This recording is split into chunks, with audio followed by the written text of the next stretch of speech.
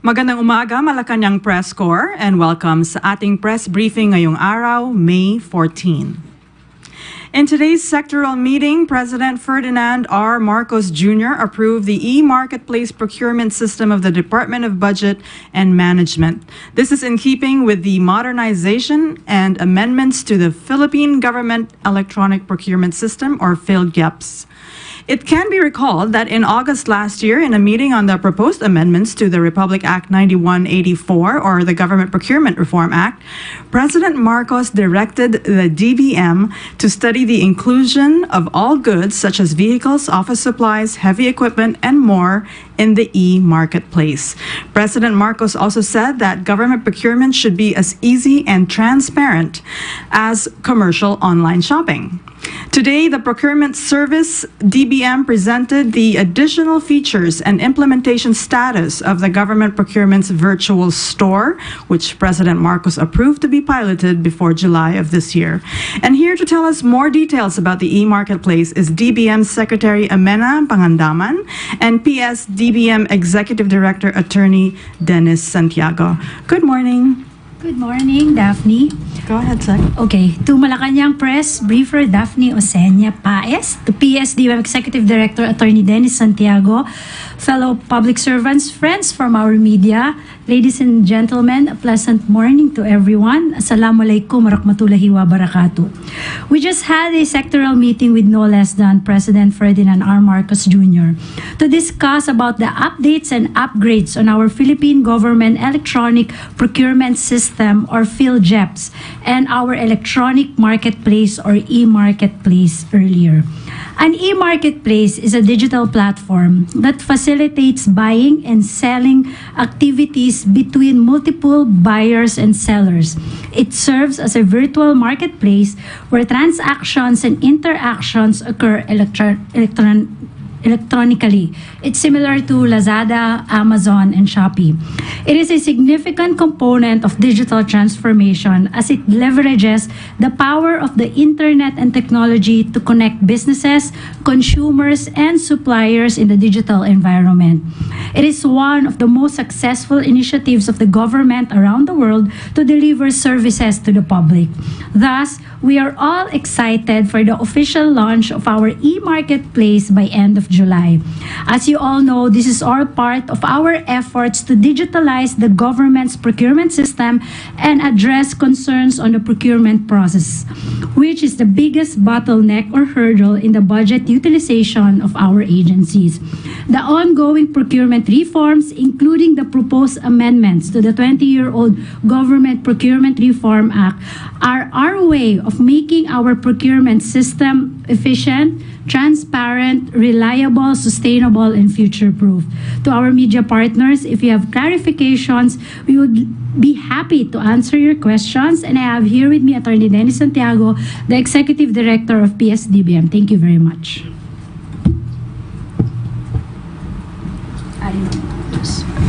Good morning. Thank you very much, Madam Secretary. Just to explain, currently we have the modernized government government electronic procurement system, or the PhilGEPS. It has at present electronic bulletin board as its features, the registry of suppliers, automatic notification, and the GOP-OMR, or Government of the Philippines Official Merchants Registry.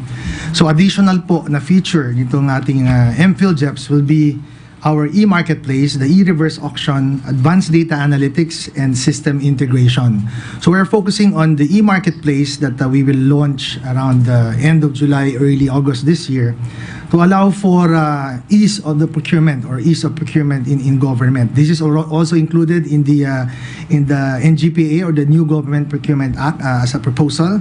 And we hope to provide a platform, both for sellers and buyers, meaning sellers, market operators, and of course government as buyers, to look into products, multiple products in one platform where they can choose, where they can select, and of course order and actually pay, everything through the system. So this will basically shorten the procurement process. The common things done through competitive bidding will be shortened to, in one sitting, you can already make your purchase. And then, of course, it provides for efficiency in government contracting. So for the details on the e-marketplace and other features of the MPhilJEBs, we're willing to provide answers, clarifications, if there are questions. Thank you. Okay. We can Oh. show the video. Okay.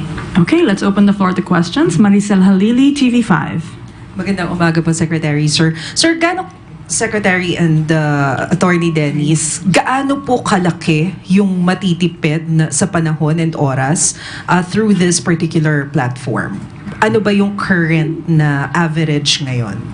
Ang maganda pong tanong yan. Ano po, yung, kunyari sa procurement po ng goods ngayon, shortest period to procure to competitive bidding is around 26 days. Pinakamahaba po, 136 days. Now, with the e-marketplace, you have products already in the system, then the government procuring entities will have to select from those products and then already make an order, right there and then. Based, of course, in their analysis of what is what are the requirements that they need, and then, of course, if those goods will address those requirements. So, in one day, pwede ho kayo makaprocure. So, of course, delivery is another matter, perhaps 2 or 3 days more, but shorter than 36 or 26 or 136 calendar days, right? Kasi po, without the e-marketplace, just to cite lang po, for example po, we will launch this first para sa ating mga vehicles. All the national government agencies and department, lahat po kami nagpe-procure ng mga sasakyan. Not just yung ginagamit naming sasakyan for our everyday work, pati po mga heavy equipment, ambulance, fire trucks, among others. Ang ginagawa po ng ahensya, isa-isa po kami bumibili. Para po makabili, kailangan po i-organize namin yung back namin. And then, magpapabid po kami online, and then bawat isa po, yung mga suppliers will go to us, and then we will talk to them kung ano yung pinaka-okay na provider.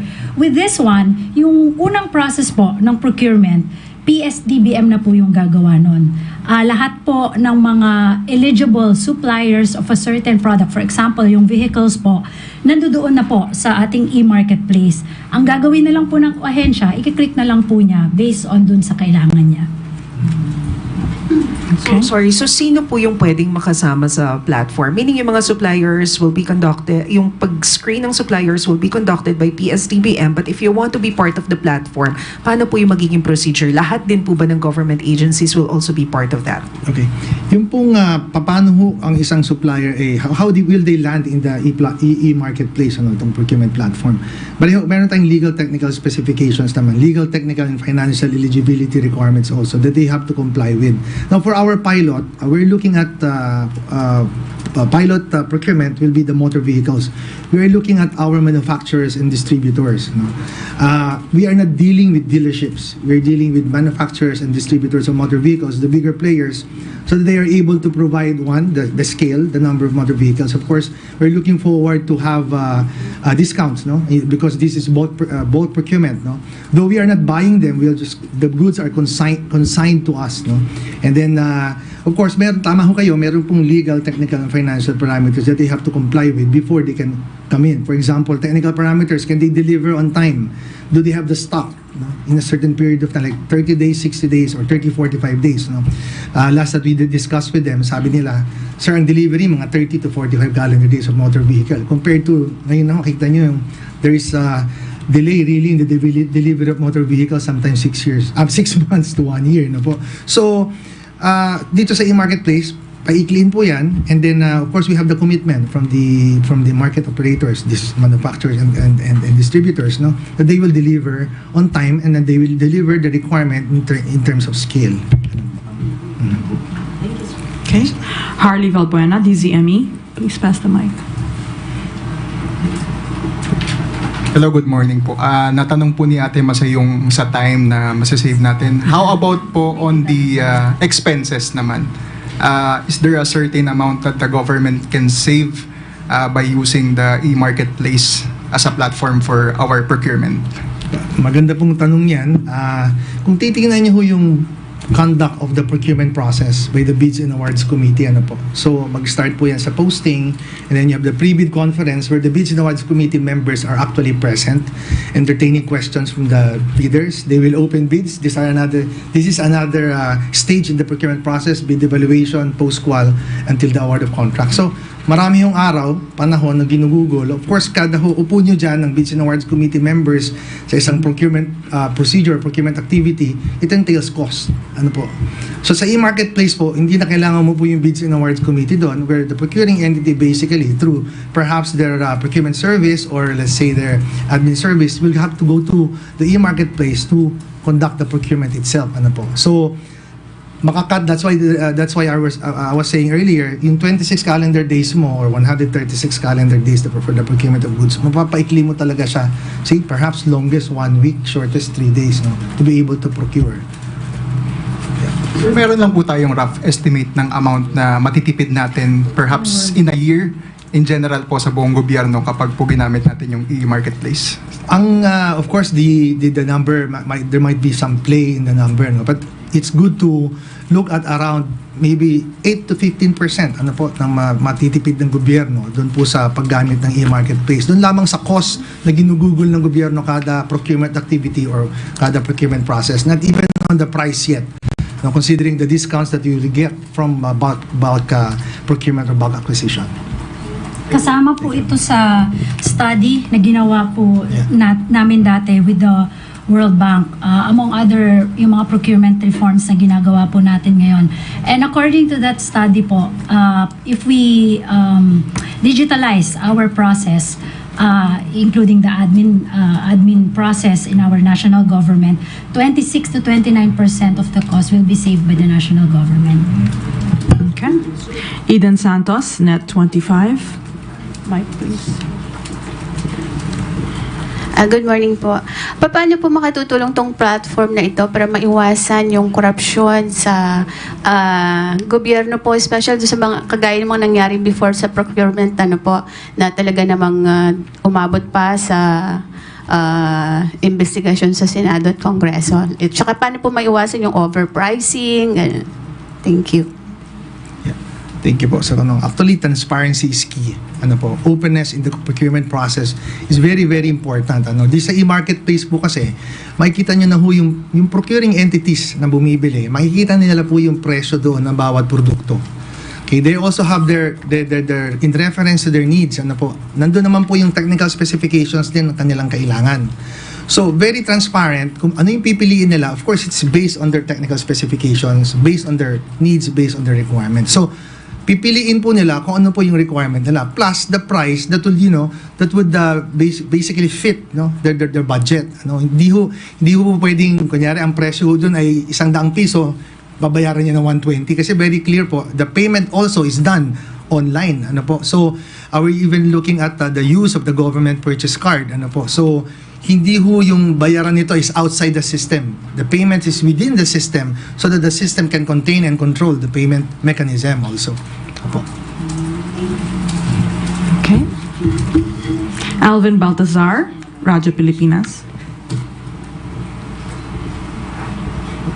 Secretary, Attorney Dennis, magandang umaga po. Initially po, ang sabi natin, ang launching ay sa July. Initially po, anong government offices ang inaasahan natin gagamit na ng e-marketplace sa July?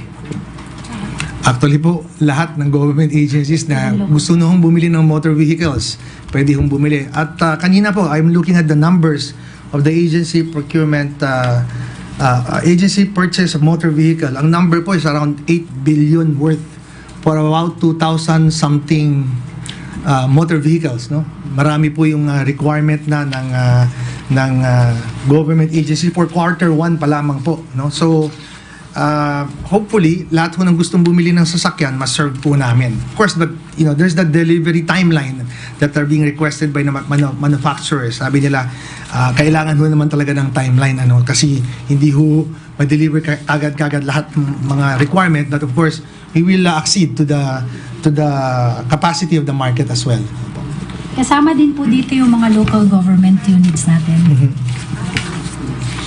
So sir, ito po yung number. 2,779 units, around 8 billion pesos for quarter 1 for the motor vehicles procurement. So hopefully kung mailagay po or ma-serve namin siya, so mas mabilis ang procurement ng motor vehicles for the whole of government with the e-marketplace. Secretary, Attorney, this is for strict compliance. Paano kung hindi makapag-comply? Halimbawa, nabanggit rin Secretary kanina na pati mga LGUs, kinakailangan gumamit na. Anong pwede nating maging action pagka hindi sila nag-comply? Actually, sir, tama po kayo. No? Ito pong when the motor vehicles are considered as CSEs or common use, no? There are situations really that, availability of the unit, time of delivery, kailangan na procuring entity. The procurement service po, we issue what you call the certificate of non-availability of stock. So in terms of practicability, sometimes inisip din namin, baka mamaya merong mas mahal na sasakyan, no? Kumpara doon sa ino-offer namin. It could be a possibility. Maaari yung isang dealership, binili niya na way ahead yung motor vehicles niyan. So, mas mura kaysa sa ino-offer namin. They can go ahead and buy those. Meron po tinatawag na certificate of non-availability of stock. What we are after here is really efficiency in public procurement process as a marching cadence of the President. Kailangan makabili ang gobyerno. So, kung po yung aming e-marketplace, medyo po either mahal siya or hindi available, kailangan nila yung motor vehicle, they can go ahead and make their purchases po. Okay. Tuesday New, DZBB. Follow-up lang po, good morning po, sa question ni Kuya Alvin. Ito po bang ganitong uri ng procurement natin na gagamit na ng e-marketplace? Sabi nyo launching is July. Mayroon po bang timeline na kailangan lahat na sila ay required? Kumbaga, no choice, kundi ito ang gamitin. O pwede, katulad ng sinabi niyo, pwede pa naman kung nakabili na sa una. But then, mayroon bang panahon na kailangan yun na yun, lahat gagamit na yun? Ngayon po kasi, sang-ayon ho sa LOI 755 po, yung common use supplies and equipment must be purchased from the procurement service of the Department of Budget Management. Ano ho ba yung mga common use supplies and equipment? Papel, lapis, ballpen, yan po, binibili po ng gobyerno sa amin yan.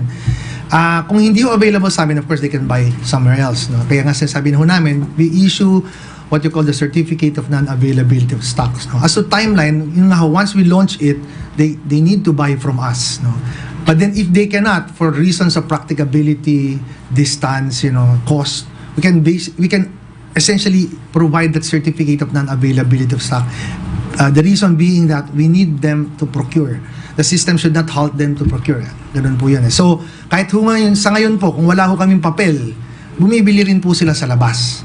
Ina-allow din po namin yun. Meron ho kaming virtual store that they can print the page or the landing page. Pag nakita po nilang out of stock po doon, they will just simply print screen, and then that's a certificate of non-availability of stock. They can source out their products or the common use supplies and equipment outside. So, when you're talking about timeline, kailangan ba bumili kay PS-DBM? Yes, kailangan po. Pero kung reasons for practicability, cost and distance, they can go elsewhere po. Okay. Jean Mangaluz, Inquirer.net. Good morning. How timely is the online government procurement system in the midst of several hacking attacks against the government? How do we ensure that there's security in the e-market? Thank you po sa question. Meron naman pong security and multi-level security po itong ating e-marketplace. As a matter of fact, lodged with the PhilJeps.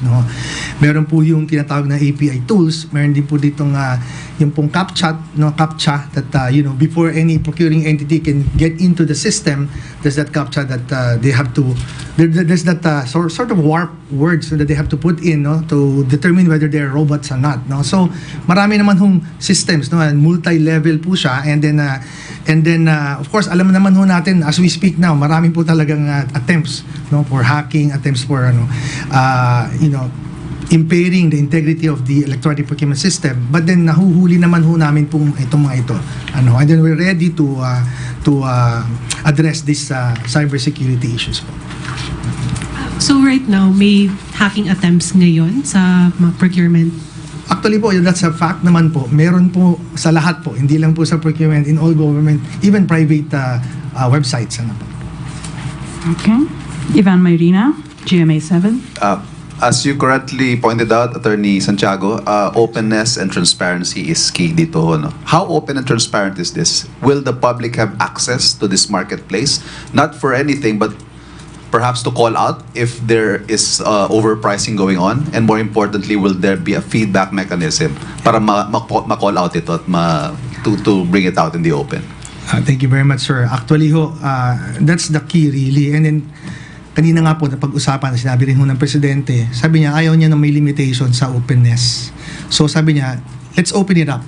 No, parang ho ngayon, kasi katulad ho ngayon, nangyayari naman po to sa PhilJeps, lahat ho naman can access, can see who's buying, what they bought, yung pong mga notices of award, notices to proceed, nakapost po lahat yan sa PhilJeps eh. So they're really open because we also embrace what we call, the Secretary is championing it, the open government partnership alongside concept of open contracting partnership. So this will really be open.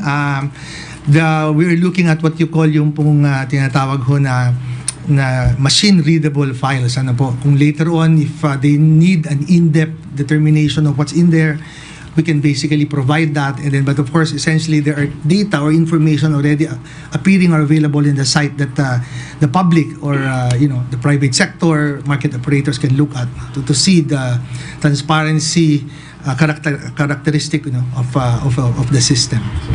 Meron din po siyang, kung familiar po kayo, I mean, everyone siguro po is gumagamit ng Lazada at saka ng Shopee. Di ba pag bumibili po tayo ng isang product, lalabas po lahat ng suppliers. Pero at the bottom po, dun, ewan ko yung sa Shopee, pero Lazada po kasi ako eh. Yun doon sa bottom, nag-promote pa. Makikita nyo po doon yung number of items sold. Di ba pag marami po, ibig sabihin, okay to. Tapos ito, meron din pong mga stars. Pag maraming stars, okay to. Ibig sabihin, dependent to. And then, at the bottom, makikita nyo din po yung client, consumer reviews. So, sabihin niya, itong supplier na to, mabilis mag-deliver. Itong supplier na to, makinis, well-packed, maganda po yung packaging. Di ba? Parang ganun po, bagong-bago, hindi po sira, hindi basa, hindi ganun. So, parang may ganun din po. In fact, yan po yung kauna-unahang po na-mention at recommendation kanina ng ating mahal na presidente po na sana po dun sa ating portal meron pong ganong klaseng feature yung ating website na yung para po makita ng mga tao kung gaano ka-transparent, not just po yung mga products lang, no? Pati yung buong procurement process. Kung pwede po makita ng mga tao. Yung clients po, then meron din po kasi itong system niya, merong data analytics na feature. Yeah. So doon po sa data analytics, doon po makaka-capture natin lahat ng mga positive at saka negative ng mga items po. So pwede po natin ilabas yan. Meron akong question pa off topic, but I'll save that for later kung meron pa silang okay lang? May off topic. Off topic, yeah. Stay on topic first. Yeah. With Alvin. Stay on topic. Text mo na lang. Secretary Attorney, point of clarification lang kasi parang narinig ko na wala nang Bids and Awards Committee. Tama po ba? Anong mangyayari po doon?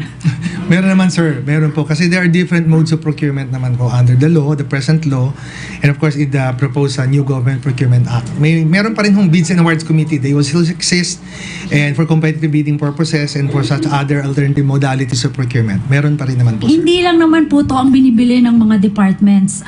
We're just talking about the common use supplies. Ito yung mga PS-DBM po ang bumibili because yung bulk po yung nature ng binibili natin. So pag meron na po yan, hindi na po kailangan, like, hindi po to si Secretary Jimmy Bautista po, hindi na po nila kailangan yung back nila bumili ng mga ballpen, ng sasakyan. They can just concentrate in procuring yung mga transport system natin, yung mga sa mga ODA, yung mas importante po nilang kailangan i-procure. Yun po yun. Okay. Just like Boss Ivan, i-reserve ko po yung isang tanong para sa mga government employees later. Sec Cheloy, sabi dito, you have to be dun sa topic. Bonus. So, good news po. So tomorrow, ipapalabas na po ng, sa kanila na po ang cash. So tomorrow po, marireceive na po ng mga government employees ang kanilang 30 mid-year bonus yan. Mid-year bonus po. That's 1 month salary po sa ating mga kawani ng gobyerno. The personnel must still be employed in government as of May 15 of the current year and should have received at least satisfactory performance rating in the most recent rating period or applicable performance appraisal period. The mid-year bonus is equal to 1 month of basic pay of entitled government workers as of May 15. It is given to eligible personnel who have worked at least 4 months from July 1 of the previous year to May 15 of the current year. Magandang balita po.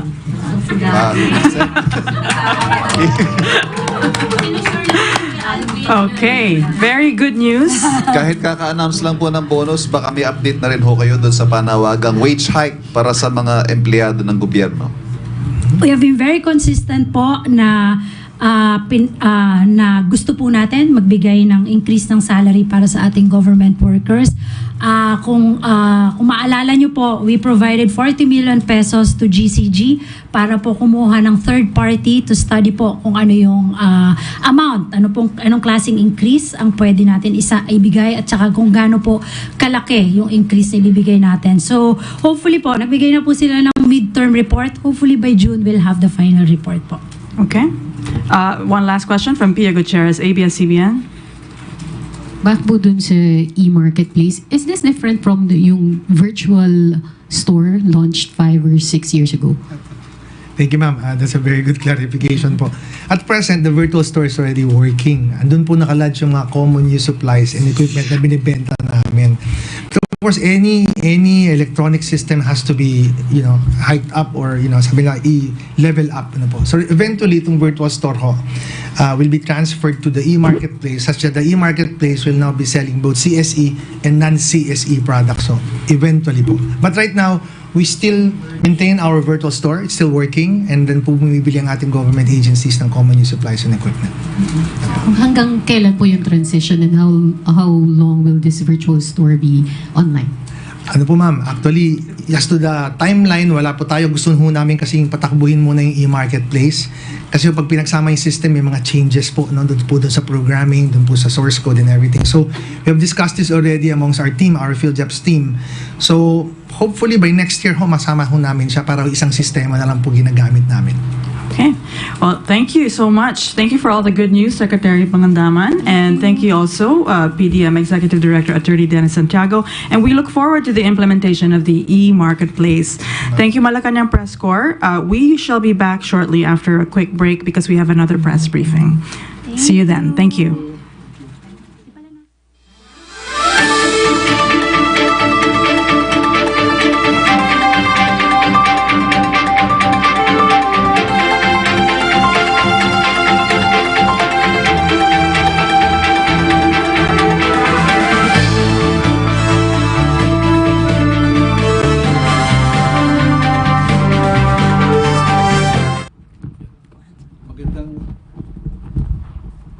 Magandang umaga po, Malacanang Press Corps. Maraming pong salamat sa pagkakataong po ito. Kaninang umaga nga po, nag-meeting po kami. Ako po, si DOTR Secretary Bautista at Undersecretary Andy Ortega. At in-update po natin ang ating Pangulo sa status ng ating license cards at ating mga motor vehicle license plates. No? Pinakita natin sa ating Pangulo na as far as the supply is concerned ng driver's license cards, dire-diretso tayo hanggang end of the year. No? We have sufficient driver's license card to support the demand for until end of the year. No? Humigit kumulang mga 9.7 million cards ang na-bid out na po yan ng ating DOTR at LTO, so that there is no reason why we will not have enough cards for the entire year. No? Dahil nga dito, by July 1 of this year, dapat wala na pong backlog. And we can see that on track po tayo dyan. Yung mga nag-expire po ng April 30, nagre-renew na po nila yung kanilang mga cards. No? Pati yung mga last year, tuloy-tuloy po ang kanilang pagre-renew ng cards. No? Yung May 1 to May 30 naman, yung mga last quarter of last year, no, we encourage them na pumunta na po sa inyong LTO at kunin nyo na po. Kung meron po yung paper license, pwede nyo na kukunin yung inyong plastic card, no? At yung mga hindi pa nag-renew, you have until May 31 to renew your licenses. Pagdating po ng Hunyo, ito na po yung first quarter of this year, no? At saka yung mag-expire po ng Hunyo, we're giving you the opportunity po na renew na po ang inyong mga lisensya at sapat na po yung ating mga license cards, no? Report rin natin po sa presidente, no? Meron tayong mga engraver machines na breakdown na, no? Kasi mga 6 to 7 years old na po yung ating mga machines na yan. Pero maganda po ang ating programa with DOTR. We are now bidding out, no, engraver machines this year to cover up for those that will break down, no. Tapos meron pa tayo mga wider bidding out of more machines as we proceed, no, from until next year 2025. So tuloy-tuloy po yan, from the supply of the cards to the engraver machines, no. At soon we will also launch yung ating courier service, parang passport, no. Kung ayaw nyong kunin pa yung card sa LTO, you can just, meron ho tayong ilulunsad na parang SMS website na you can choose whatever courier you choose from that's accredited by the government. Para sa ganun, parang passport, you can just have your license card delivered to you kung ayaw na kunin. Basta na yung may papel na, no? Gusto natin convenient, yan ang utos sa atin ng ating sekretariat, ng Pangulo, convenient means, no, sa ating mga publiko para makuha nila yung kanyang lisensya. At saka masabuti pa nga kung wag kayo pumunta sa amin baka iba pa kumita, no. So sa mga plaka naman, we updated the President as far as supply is concerned. We have more than enough. In terms of motor vehicle, ang ating inaayos lang po, and the President was very clear on this, we have to be very strict with our dealers, no? Nakikita po natin na some of our plates na i-imbak lang po sa mga dealer, hindi ho nang pamimigay sa mga motorista, no?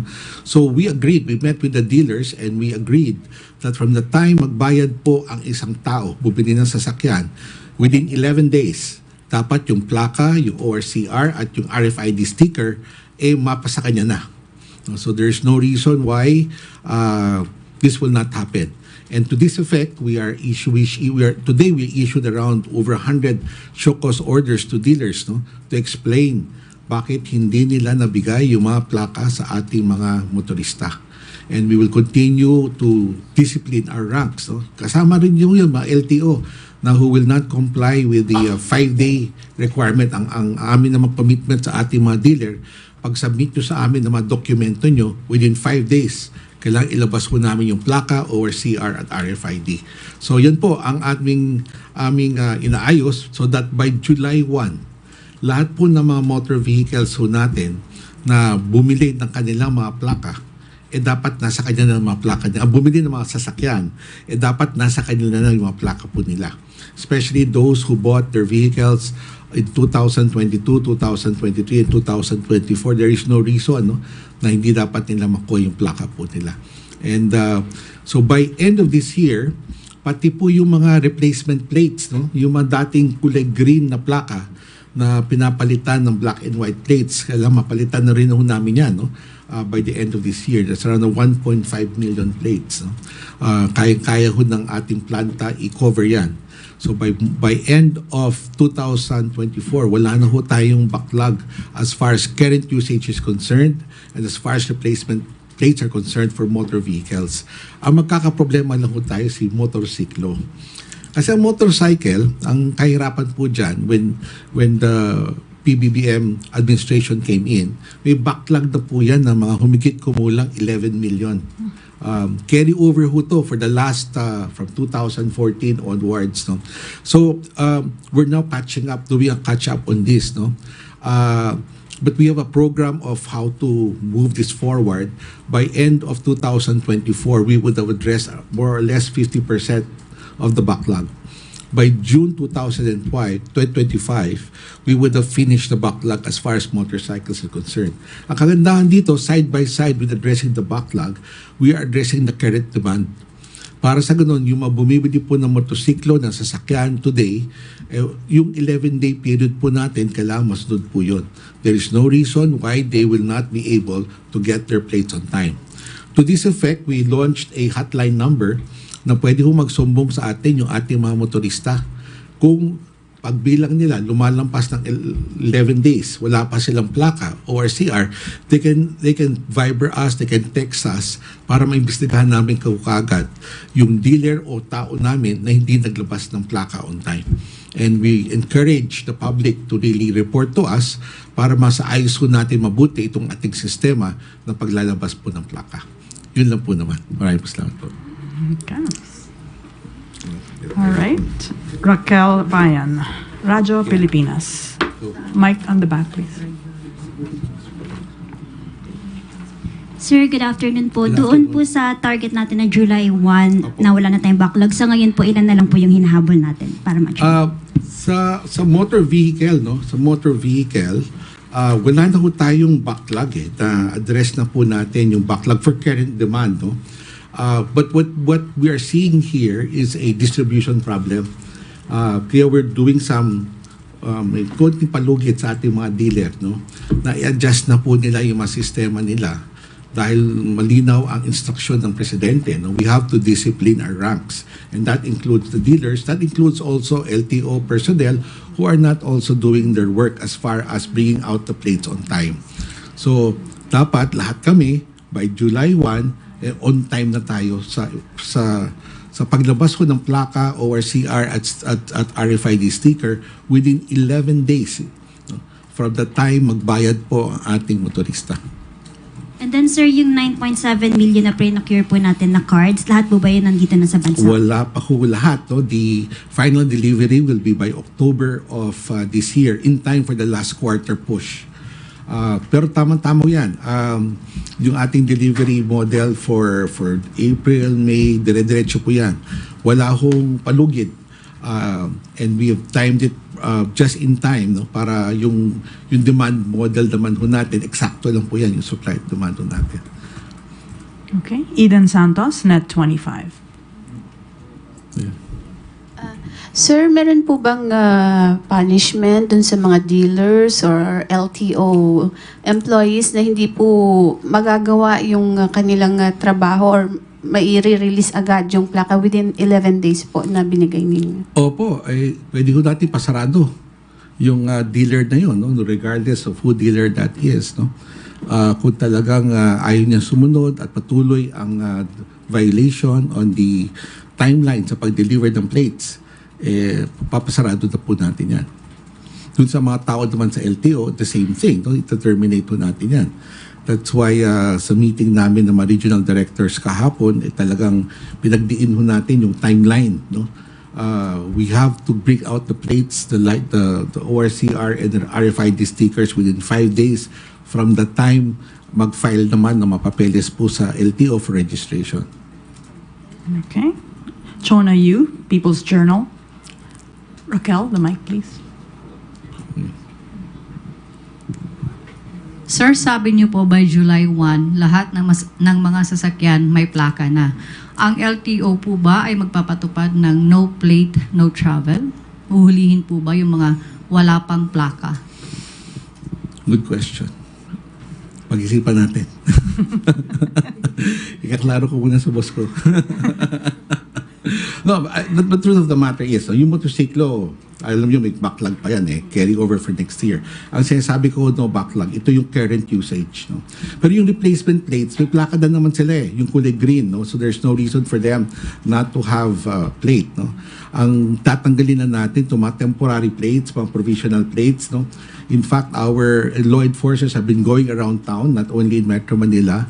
Kinukuha namin yung mga sales invoice ng mga sasakyan na wala pang plaka. Doon namin kinukuha kung bakit wala pa silang plaka. And then siya-show cause order po namin yung mga dealer. Yeah, by July 1, there should be no temporary plates anymore.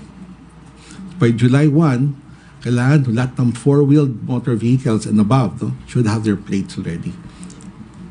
Sir, just to follow up on Eden's question kanina, Doon sa mga dealers na hindi nakakapag-comply na magbigay ng mga plaka, may mga nasampulan na po ba kayo? May mga naipasara na? And also, doon sa 100 na pinadalhan ng show cause order, ano yung update doon? Today lang natin itong pinadala. No?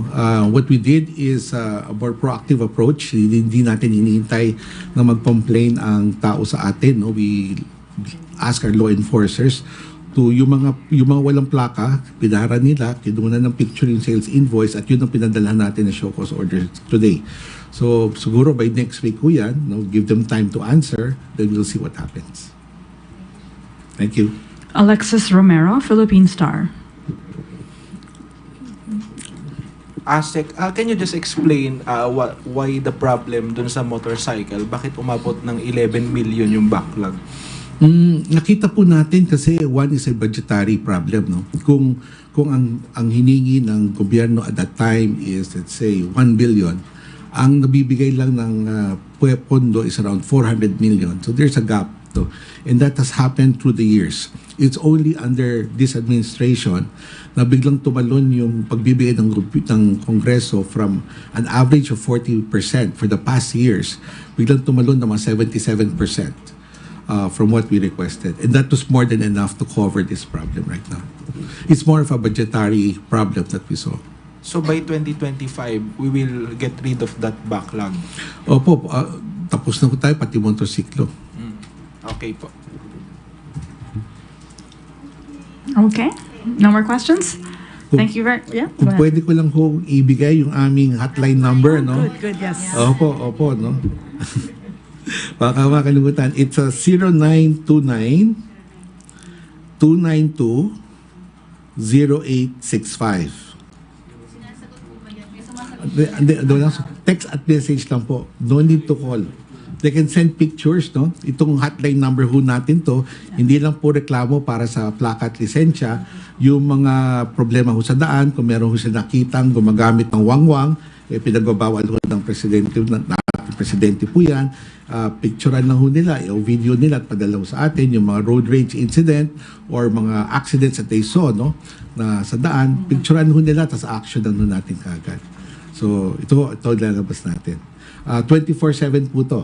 Meron hong tao tayo who runs the hotline number 24/7. Okay. All right. Last, Melvin Gascon. Yeah? One question. Okay, go ahead. Good morning po, sir. Good morning po.